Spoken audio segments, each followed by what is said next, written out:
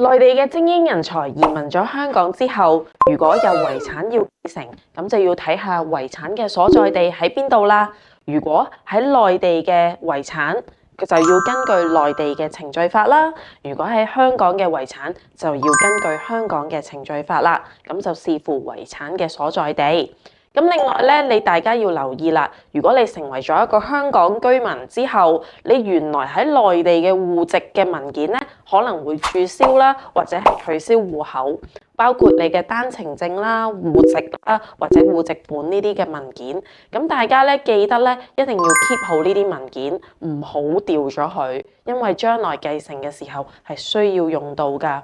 如果咧香港嘅居民身份去繼承內地財產嘅話，又冇爭議嘅話，就可以去律師樓嗰度辦理公證嘅手續，包括可以係親屬關係及遺囑狀況聲明書啦，或者係繼承或者係放棄繼承嘅聲明書。之後攞返呢啲公證去內地嘅公證處做一個公證繼承書，咁就可以喺財產嘅所在地繼承財產㗎啦。咁樣咧，如果有爭議嘅，當然就要打官司啦。